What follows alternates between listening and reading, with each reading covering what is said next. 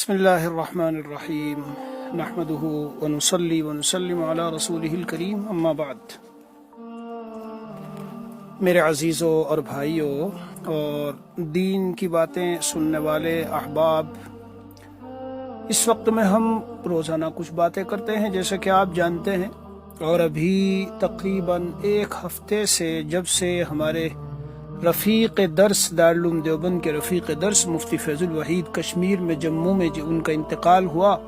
تو بہرحال ان سے ایک تعلق رہا، تو کچھ باتیں میں نے عرض کی تھی، تو پھر موت ہی کے سلسلے میں کچھ باتیں کہی جا رہی ہے۔ میرے عزیزوں اور بھائیوں، آج بھی ایک ایسا ہی درد و دکھ اور رنج و غم والا سانحہ ہمارے ملک میں پیش آیا۔ میرے سمجھ لیجئے بڑے مخلص دوست، اور وہ بھی دارالعلوم دیوبند کی زندگی کے، خاص طور سے وہ دور حدیث شریف میں آئے۔ دور حدیث شریف کے ساتھ ہی مفتی طاہا کران، جو یہاں جنوب افریقہ میں کیپ ٹاؤن کا ایک علاقہ ہے، سرزمین کیپ ٹاؤن پر مسلک دیوبند، مزاج دیوبند اور ہمارے اکابر کی طبیعت اور ان کی زندگی سے واقف جو ایک شخصیت تھی، وہ حضرت مفتی طاہا کران، اور بڑے علمی آدمی تھے۔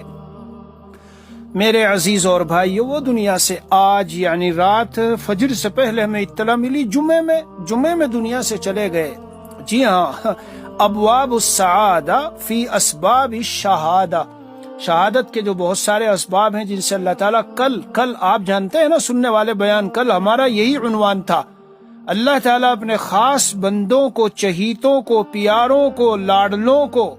جی اپنے یہاں جو بلاتے ہیں، تو یہ ایسے مہمان ہیں، میں نے کل عنوان بھی اس پہ یہی لگایا تھا، VIP مہمان، خصوصی مہمانوں کو اس طرح بلایا جا رہا ہے، اس طرح ان کا استقبال کیا جا رہا ہے۔ یہ سب بہانے ہیں اللہ تعالیٰ کے کسی بندے پر رحم و کرم کرنے کے۔ جمعے کی رات جب ہم صبح اٹھے تو فجر سے پہلے ہمیں اطلاع ملی، تو بہرحال جمعے کا دن ہو یا جمعے کی رات ہو، اس میں مرنے والے کی آپ تقریباً سب مسلمان جو دین سے ذرا مناسبت رکھتے ہیں جانتے ہیں کہ قبر کے سوال و جواب کو ہٹا لیا جاتا ہے، قبر کا عذاب اسے نہیں ہوتا۔ اور یہ جو کتاب کا میں نے نام لیا، اس میں یہ بھی لکھا ہے کہ من مات یوم الجمعہ فہو شہید، جو جمعے کے دن اور رات میں جس کا انتقال ہوا وہ شہید۔ اسی طرح یہ جو اس وقت کا مرض چلا ہوا ہے میرے عزیزوں، آپ جانتے ہیں کئی مرتبہ اس موضوع پہ بات ہو چکی۔ کل بھی میں نے عرض کیا تھا، جہاں شہداء کی اقسام بتائی تھی کہ نمونیے میں مرنے والا شہید، یہ جو کورونا والی ایک شکل ہے، یہ وہی نمونیا اور بلا کی شکل میں آئی ہوئی ہے۔ بہرحال تو یہ بھی ایک اللہ تعالیٰ کے نے بلایا، تو شہادت کے اسباب میں سے ایک سبب یہ جمع ہو گیا۔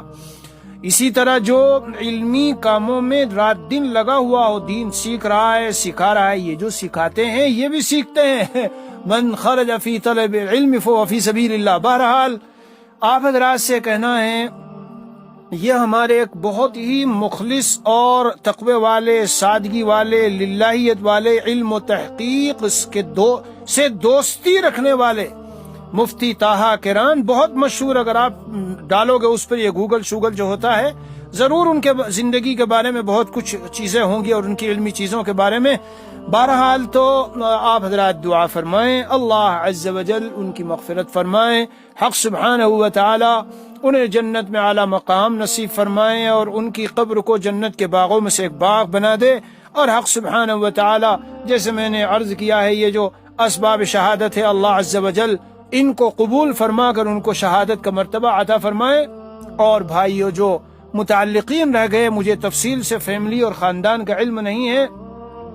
جو بھی متعلقین و متعلقات ہیں، ان کے جو تعلق والے ہیں، گھر والے ہیں، فیملی والے ہیں، رشتہ دار ہیں، اللہ عز و جل سب کو صبر جمیل عطا فرمائیں۔ سب سے پہلے تو میں آپ تمام حضرات سے، جو بیان سننے والے سننے والیاں ہیں، یہی درخواست کروں گا، ایسے اپنے احباب علماء جی جو اہل تعلق ہے، ہم پر حق بنتا ہے کہ جب وہ دنیا سے جائیں تو ہم ان کے لیے دعائیں کریں، استغفار جی مغفرت کی دعا کریں، اور ایصال ثواب 3 مرتبہ سورہ اخلاص اور 1 مرتبہ سورہ یاسین شریف پڑھ کر زندگی بھر کے لیے معمول بنائیں کہ ان کو ایصال ثواب کرنا ہے۔ جی ہاں، اپنا ایک وہ ہونا چاہیے، اپنے پاس ایک نقشہ بنا ہوا، اس میں ایسے نام خصوصی طور سے ان کو بڑھا لیا جائے۔ بہرحال ان کی زندگی کے بارے میں آج بہت سے احباب نے اور یہاں والوں نے جو بیچارے جانتے ہیں کہ میرے وہ درسی ساتھی تھے، صبح سے شام تک کئی ایک لوگوں نے فون کیا، علماء ہی تھے تقریباً سبھی، جی ہاں کہ آپ ان کی زندگی میں کے بارے میں کچھ بتا دو، کچھ کہہ دو۔ میں نے کہا انشاءاللہ آج رات کی جو قسط ہوگی تو ان کی زندگی ہی کے بارے میں کچھ باتیں عرض کروں گا۔ تو آئیے میں تھوڑا سا ذرا بتانا چاہتا ہوں، اور بتانا اس لیے نہیں چاہتا کہ بیان برائے بیان نہیں، میرے عزیزو سن لو، بیان برائے بیان نہیں۔ اور یہ جو باتیں ہیں زیادہ تر یہ آپ لوگوں کے لیے نہیں جو عام طور سے روزانہ بیان سننے والے ہیں، یہ جنوب افریقہ کے ہمارے بہت سارے ساتھی ہیں جو انتظار میں ہیں کہ میں کچھ باتیں کروں، اور وہ سننا چاہتے ہیں کیونکہ بہت ماشاءاللہ مشہور عالم تھے۔ اللہ تعالیٰ یہ اس قسم کی شہرتیں اور عزتیں دلوں میں جو دیتے ہیں، حق سبحانہ و تعالیٰ کی بارگاہ میں مقبولیت کی میرے عزیز و نشانی ہوتی ہے، ہمارا حسن زن یہی ہے۔ بہرحال دارالعلوم دیوبند میں جس سال ہماری فراغت ہوئی تو دور حدیث شریف میں مولانا طاہا کران ماشاءاللہ وہاں جب شریک ہوئے اور آئے تو یہ 1411 1991 یعنی مطلب آج سے میں سمجھتا ہوں کتنے سال، تقریباً 30 32 31 سال پہلے کی بات ہے، عمر زیادہ نہیں تھی۔ بہرحال تو جب آئے اور الحمدللہ ان دینی اداروں میں مظاہر علوم ہیں، دارالعلوم ہیں، ندوہ ہیں، ان میں کون فرسٹ پوزیشن لا رہا ہے، کون سیکنڈ پوزیشن اس کا بڑا وہ ہوتا ہے چرچا، اور بڑی طلبہ محنت بھی کرتے ہیں۔ ہم لوگ بھی اسی طرح دیوبند کی زندگی میں خوب امتحان کے زمانے میں بے تحاشا محنت کرتے تھے، اور کوشش یہ رہتی تھی کہ پوزیشن آنی چاہیے۔ الحمدللہ اللہ تعالیٰ نے فضل فرمایا، اور تقریباً مشکات کی جماعت تک ہر سال سوائے ایک آدھ سال بیچ میں کوئی ہے، ورنہ تو تمام امتحانات میں اللہ نے یہ پوزیشنیں دی۔ تو جب یہ آئے تو اس میں یہ دل میں خیال پیدا ہوا، ان کی شہرت اور ان کی چیزیں اور ان کی باتیں سنی تو اب یہ خیال پیدا ہوا کہ شاید اب تو پوزیشن اور نہیں آئے گی، اور ایسا ہی ہوا۔ لوگ تو عام طور سے زیادہ نہیں جانتے تھے، اور میرے عزیزو جملہ معترضہ بیچ میں بھی عرض کر دوں، میں خود اس وقت ساؤتھ افریقی نہیں تھا، اور مجھے علم بھی نہیں تھا، زندگی میں مستقبل کا آدمی تو کچھ جانتا نہیں جی۔ وما تدری نفس ماذا تکسب غدا وما تدری نفس بأي ارض تموت، کچھ پتہ نہیں ہوتا۔ البتہ اتنا ضرور تھا کہ دیوبند میں شروع سے جب سے ہم نے قدم رکھا تو وہاں 2 افریقی منزلیں تھی، ایک افریقی منزل قدیم اور ایک جدید، تو ہمیں جو کمرہ ملا وہ افریقی منزل قدیم ہی میں ملا۔ بہرحال تو یہ چونکہ علم سے بہت زیادہ محبت اور تحقیق اور مزاج میں بہت ہی علم دوستی، اور کہنا چاہیے کہ ادھر ادھر کی غیر ضروری باتوں سے ان کو دلچسپی نہیں، تو ہمیں بھی ایک طرح کا تعلق پیدا ہوا۔ اب میرے عزیزو، اللہ عز و جل نے مفتی طاہا کران کو اسی زمانے سے جو عجیب و غریب اوصاف دیے تھے وہ میں عرض کرنا چاہتا ہوں۔ سادگی، حضرت یہ ہمارے مفتی طاہا کران کے اندر اللہ نے ایسی سادگی دی تھی کہ اس دور میں جب یہ وہاں رہتے تھے، کوئی جاننے والا، دیکھنے والا، کوئی دیکھنے والا جی ان کو قریب سے یہ نہیں پہچان سکتا تھا، سمجھ سکتا تھا کہ کوئی ساؤتھ افریقی طالب علم ہے۔ 500 طلبہ، 600 طلبہ، اب تو 1000، 1500، 1800 طلبہ ہوتے ہیں۔ بہرحال ان تمام طلبہ کا تو اتنا ملنا جلنا نہیں ہوتا، ہم تو کمرے میں جاتے تھے، بیٹھتے تھے، تو کبھی کبھی جب بعد علمی مسائل پر بات ہوتی تو ہم یہ سوچ کے اٹھتے تھے کہ یار یہ کوئی طالب علم ہے یا کوئی محقق محدث کہیں سے آیا ہے دارالعلوم میں داخلہ لیا۔ تو بتا رہے تھے اس وقت میں کہ بھائی میں نے وہاں پڑھا، اور پھر میری تمنا یہ تھی کہ میں جامعۃ الازہر جاؤں، لیکن میرے والد نے خود، ان کے والد وہیں سے دارالعلوم سے پڑھے ہوئے اور ٹاپ آئے اور فرسٹ پوزیشن لائے اور اعلیٰ نمبر اور بہت ہی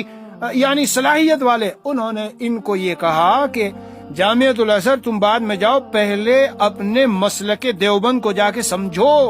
بزرگان دیوبند، علماء دیوبند، اکابرین دیوبند، ان کے مزاج کو، انداز کو، ان کے طریق کو، ان کی سادگی کو، ان کے کمالات کو، ان کے اوصاف کو۔ میرے عزیز اور بیان سننے والوں، ہمارے ان اکابر نے اپنی شہرتوں کے لیے کبھی بڑی بڑی کتابیں لکھ کے عرب و عجم میں نہیں چھپوائی کہ جیسے دوسرے بہت سی جماعتوں کا ایک مزاج رہا ہے کہ وہ کتابوں کی ایسی بھرمار کرتے ہیں خلیجی ملکوں میں کہ بس چاہتے ہیں چرچا، یہ ہمارے اکابر نے نہیں کیا۔ تو بہرحال مولانا طاہا کران مجھے بتا رہے تھے، اسی وقت بتاتے تھے کہ والد صاحب نے کہا پہلے وہاں جاؤ، اور اپنے مسلک میں ایسے پکے ہو کہ کوئی تمہیں جلدی سے گمراہ نہ کر سکے اور بہکا نہ سکے. اور یہی کیا انہوں نے. اور ان کے مزاج میں ماشاءاللہ اس قدر علمی تحقیق شروع ہی سے تھی. جیسے میں عرض کر رہا ہوں وہ وہاں بھی رہتے تھے تو بہت سادگی سے, بلا کسی مبالغے کے عرض کرتا ہوں کہ کمرے میں رہنے کا انداز جو ان کا کمرہ تھا,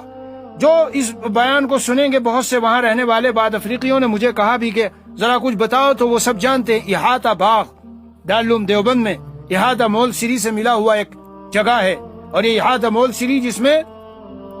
نودرا ہے, نودرا نو دروازوں والی عمارت, یہ وہی عمارت ہے جو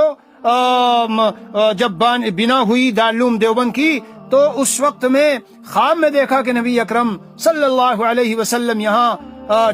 دودھ تقسیم فرما رہے ہیں. یہ اسی کے پاس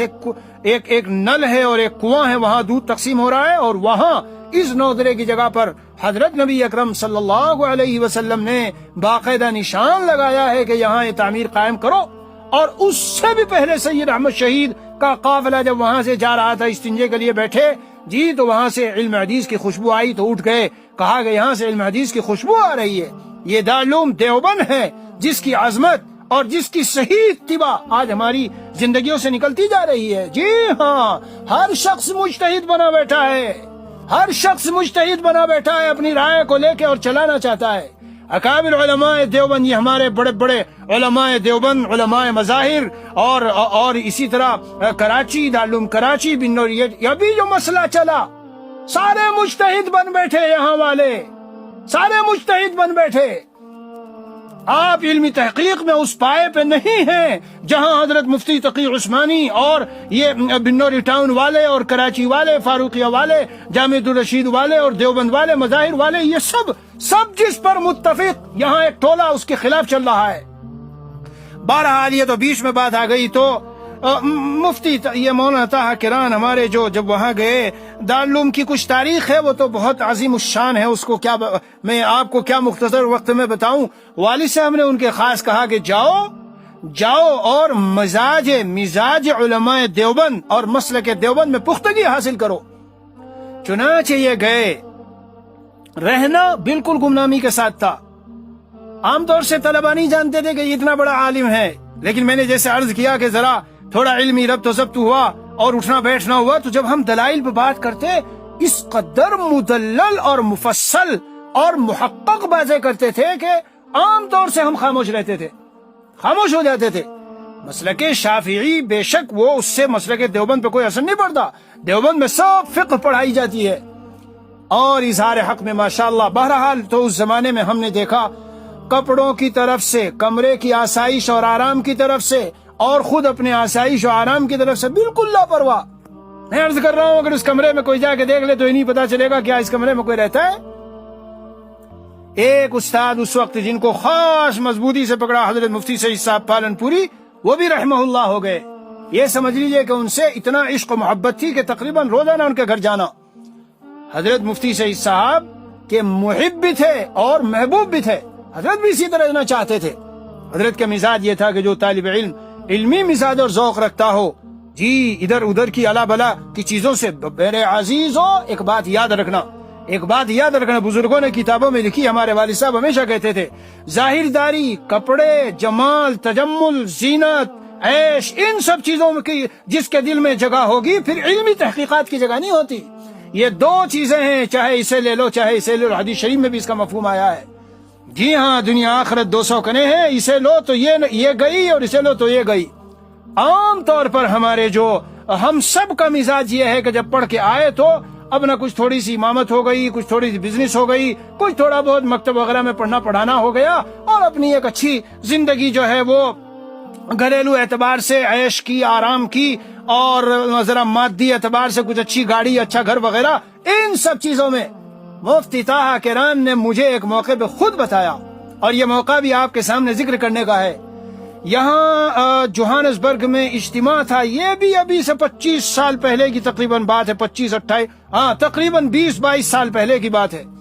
آئے ہوئے تھے تو میری ملاقات ہوئی, تب میں نے پوری رودات پوچھی, بھائی کیا کر رہے ہو, کہاں ہو, کیسے ہو. انہوں نے بتایا کہ میدان تو تھے یہاں, ادھر بھی ٹرانسوال وغیرہ میں بڑی اچھی اچھی جگہ مل رہی تھی جہاں میں خوب پھولتا پھلتا اور معاشی طور پہ خوب ترقی بھی کر سکتا تھا، لیکن میرا دل اس کے لیے گوارا نہیں کیا میرے دل نے، اور میں نے سوچا میں تو علم و تحقیق کے میدان میں علم دوست بنوں گا اور ادارے اور طلبہ اور علماء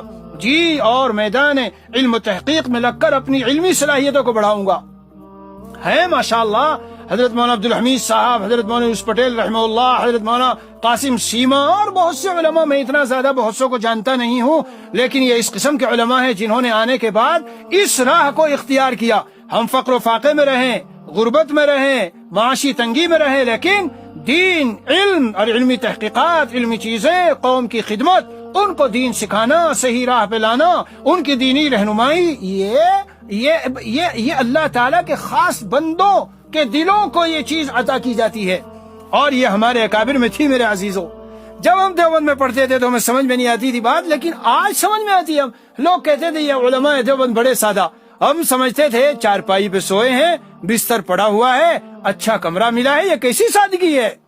لیکن آج پتا چلا وہ ان بیچاروں کے پاس وہ چارپائی اور ایک بستر اور ہلکا پھلکا کچھ ایسے وضو کرنے کی جگہ اور بس پورا کمرہ کتابوں سے بھرا ہے۔ صبح کو ناشتہ کر لیا اور مطلب عام متن جو عام کپڑے ہیں، نہ ان کے پاس کوئی لگژری گاڑی ہے، نہ دوسرا کوئی شاندار لگژری ہاؤس ہے، نہ کچھ اور ہے، نہ کچھ اور ہے۔ بہرحال میرے عزیزوں،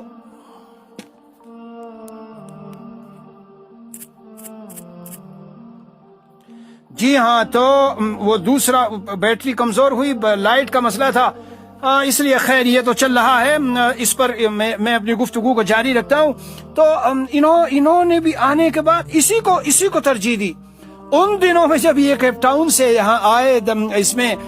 جوہانسبرگ میں آئے اور اجتماع میں شریک ہوئے، تو میں نے ان کی گاڑی دیکھ کے کہا مولوی طاہا، اس گاڑی میں کیپ ٹاؤن سے یہاں تک،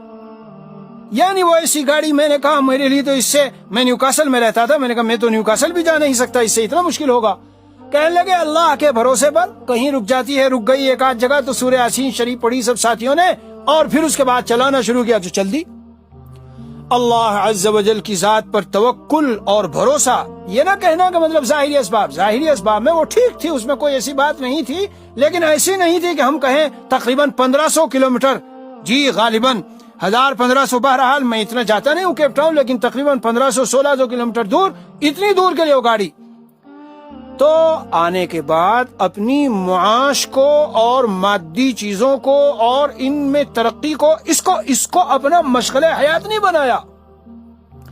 جو مزاج دارالعلوم دیوبند کے اکابر سے، بزرگوں سے، اور بالخصوص حضرت مفتی سید صاحب پہنپوری، اللہ اکبر، وہ فرماتے تھے کہ اے طالب علموں، پڑھنے کے بعد جب فارغ ہو جاؤ دارالعلوم وغیرہ سے، تو 15 سال تک تو سر اٹھا کے بھی نہ دیکھنا دائیں بائیں، کتابوں کو اس طرح پکڑ لینا اپنے، رات دن۔ یہ مولوی طاہا کران نے کیا، رات دن ایسا، یعنی منہومان جو حدیث شریف میں آیا کہ 2 حریث کبھی چھکتے نہیں، ایک مال کا حریث اور ایک دنیا کا حریث، ایک علم کا حریث۔ یہ حالت ہمارے ان رفیق درس محترم مرحوم مولانا طاہا کران رحمہ اللہ، کل تک ہم حفظہ اللہ کہتے تھے، اللہ تعالیٰ غریق رحمت فرمائے، ان کا حال یہ تھا۔ دیوبند سے یہ ذوق لے کے آئے، سادگی لے کے آئے، اور علمی تحقیقات، اس میں ماشاءاللہ ایک تبحر تھا، محقق، محدث اور عالم تھے، اور فرق باطلہ پر بہت گہری نظر رکھنے والے، اور ایسے لچر پچر نہیں، بڑے مضبوط دلائل کے ساتھ۔ میں نے کبھی ذکر کیا بھائی دارالعلوم نیوکاسل میں کچھ ایسے مزاج ہو جاتے ہیں طلباء کے، سلفی وغیرہ، تو کہنے لگے وہ اصل میں ائمہ کی عظمت اگر وہ سمجھ لے اور ان کا مقام سمجھ لے تو ان کو پتہ چل جائے، اور کہنے لگے معمولی چیز ہے، بس ذرا توجہ کی ضرورت ہے۔ خیر، تو آج وہ اس دنیا سے چلے گئے اور ہمارے درمیان نہیں۔ میں کہتا ہوں کیپ ٹاؤن کے لیے اور پورے ملک کے لیے بہت بڑا خلا ہے۔ یہاں ایک بات عرض کرتا چلوں بیچ میں، بہت سے لوگوں کو ان سے علمی اختلاف ہوگا، علمی اختلاف تو بھائی کون سے ایسے اکابر ہیں، کیا ابن تیمیہ، ابن العربی، اور اسی طریقے سے ہمارے زمانے کے بہت سے علماء، حضرت مدنی، حضرت تھانوی، مفتی فاروق میرٹی کی کتاب جو اختلاف کے مسئلے میں جی اس کے حقوق اور آداب اور کس طرح اختلاف ہونا چاہیے، آداب اختلاف پر کتاب ہے، یہ یہاں کے علماء کو پڑھنی چاہیے، جن کی زبان و قلم سے کفر اور شیطان اور کافر اور دجال اور کذاب اور فاسق اور اس سے نیچے کچھ نکلتا ہی نہیں۔ یہاں ایک جماعت بیٹھی ہے ایسی، میرے عزیزو سنو، ساؤتھ افریقہ کے علاوہ یہ چیزیں کہیں نہیں پائی جاتی، کہیں نہیں پائی جاتی، نہ ان کی نگاہ میں مفتی تقی مسلمان، نہ میرے شیخ حضرت مولانا اس وقت جو موجودہ شیخ سلیم دوراد وہ مسلمان، اور نہ یہ پورے بنوری ٹاؤن والے، کراچی والے، رشید جامع الرشید والے، نہ اور یہ سارے دارالعلوم والے، یہ سارے اسلام سے خارج، چھوٹی سی باتوں میں چھوٹے سے اختلافات پر اتنا لے جاتے ہیں کہ کافر اور شیطان اور شیطانوں کا سردار اور کیا کیا کہہ بیٹھتے ہیں۔ ان ایسے لوگوں کے خلاف مجتمع ہونا چاہیے اکٹھا یہاں کے علماء کو، اور اکٹھی ایک استفتاء قائم کر کے اس پر، اور پھر دارالعلوم اور بڑے بڑے اداروں سے ایک متفقہ فتویٰ نکال لینا چاہیے تاکہ قوم گمراہ نہ ہو ان کی ان باتوں سے۔ میرے عرض کرنے کا منشا یہ ہے، ابھی موجودہ کچھ دنوں میں جو مسائل تھے، رمضان سے پہلے میری ملاقات ہوئی اور بعض چیزوں پر میں خود ان سے رائے کا اختلاف رکھتا تھا، اور میرا جی چاہا کہ جب ملاقات ہوگی تو میں ان کو عرض کروں گا یہ کورونا میں کیا احتیاط کریں، کیا نہ کریں، کیا اس کے احکام ہیں، کیا ہے۔ ارے بھائی اختلاف ہے تو اختلاف کی حدود ہے اور ایک دوسرے کی رائے کی عظمت ہے۔ ہم تو جب سے پڑھتے ہیں فقہ کی کتابوں کو، امام اعظم اور صاحبین کا، امام اعظم امام شافعی کا، یہ سارے اختلافات نہیں پڑھتے، حدود سے نکلتے ہیں، حدود سے۔ تو چونکہ وہ مداہنت کرنے والے نہیں تھے، میرے عزیزو سن لو جو بیان سن رہے ہو، حکیم الامت مجدد ملت تھانوی رحمۃ اللہ نے لکھا ہے کہ اگر کوئی کسی رائے کو صحیح سمجھتا ہو اور پھر سکوت اور خاموش اختیار کر کے اور دوسری رائے کا ساتھ دے کے چلنے لگے، یہ مداہن ہے، مداہن۔ مفتی شفیع صاحب اور حضرت تھانوی کی بات ہے، دونوں میں اختلاف ہوا، شیخ اور کون شیخ؟ حکیم الامت، وہ دارالعلوم دیوبند کے مفتی۔ ایک مسئلے میں حضرت تھانوی نے بلایا، آ جاؤ تھانہ بھون، شرح صدر ہوا، مفتی شفیع صاحب نے فرمایا نہیں ہوا، دوبارہ پھر بلایا، شرح صدر ہوا، نہیں ہوا، 2-3 مرتبہ بلایا، جب کہا نہیں ہوا، کہا مستفتی کو مطلع کر دو، اگر وہ چاہے اپنی میری رائے پر عمل کر لے، چاہے تمہاری رائے پر۔ یہ نہیں کہا تم مجھ سے مرید ہو، اور کیسے مرید ہو، بات نہیں مان رہے ہو، یہ کیسے آج کل کے مرید ہو گئے، شاگرد ہو گئے جی، اپنے شیخ کی بات نہیں مانتے، یہ نہیں کہا۔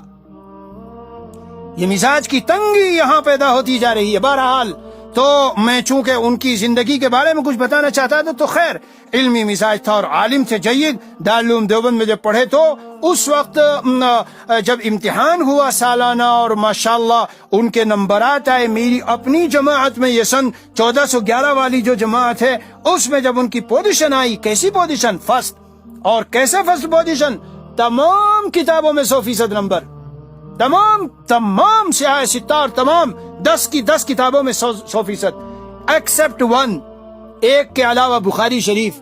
اور اس میں کیا ہوا کہ تمام طلباء کے جو ممتحن تھے انہوں نے نمبر کم دیے۔ ہم نے بات بھی کی، مولانا طاہا آپ کی بات سنی جائے گی، مانی جائے گی، آپ ذرا آگے بڑھو تو ہمیں بھی فائدہ ہو جائے گا، مگر انہوں نے اتنا اپنے کو گمنام کیا کہ اس نمبرات کا ذکر بھی نہیں ہونے دیا۔ میں چند سال پہلے کیپ ٹاؤن گیا، جب میں نے بعض علماء کو بتایا کہ اچھا، تو جب انہوں نے مولانا سے کہا خاموش، کچھ نہیں ہے، نہیں وہ تو سب ویسا چھپا دی، وہ اپنی وہ بھی چھپا لی،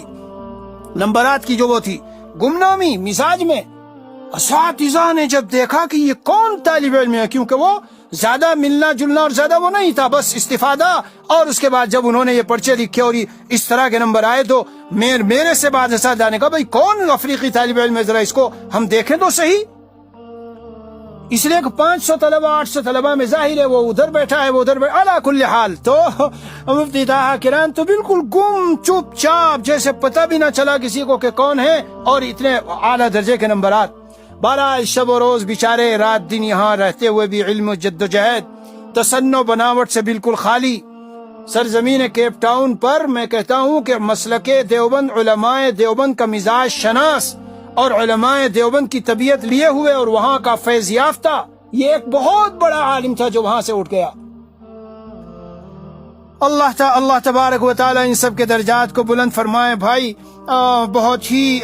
یہ سانحہ افسوس کا ہے کہ علماء اٹھتے چلے جا رہے ہیں، اور بڑے بڑے علماء حدیث شریف میں علامات قیامت جہاں یہ وہاں یہ بات آئی ہے، علم کو اللہ تعالیٰ اٹھا لیں گے. اور کیسے؟ یہ نہیں کہ بس اچانک سے سینوں سے کھینچ لیا، نہیں. ان اللہ یقبض العلم بقبض العلماء، یہ بڑے بڑے علماء اٹھتے چلے جائیں گے تو اسی طرح پھر علم بھی اٹھ جائے گا. اللہ عز و جل مجھے اور آپ کو، ہم سب کو یہ صفات، جو صفات کا ذکر ہوا کہ علم کے حریص بنے، علمی تحقیقات میں لگیں جی، اور سادگی ہو، تواضع ہو، گمنامی ہو. اسی طرح ایسے عالم جو معلم بنے اور قوم کا درد ہو، اور ان کی اور بہت ساری زندگی کی چیزیں. میرا تو صرف یہی ذکر کرنا تھا کہ میں بحیثیت ایک ساتھی کے جو ان کو دیکھا اور پہچانا یہاں بھی اور وہاں بھی، تو جی چاہا کچھ حالات بیان کر دوں. اللہ عز و جل ہم سب کو بھی شہادت کی موت عطا فرمائے. اللہ عز و جل ہم سب کے لیے اور یہ ہمارے تمام احباب جو چلے جا رہے ہیں اور اساتذہ، اللہ تعالیٰ ان کے لیے آخرت کی تمام منازل کو آسان فرما دے. وصلی اللہ علی النبی الکریم وعلی آلہ واصحابہ اجمعین والحمد للہ رب العالمین.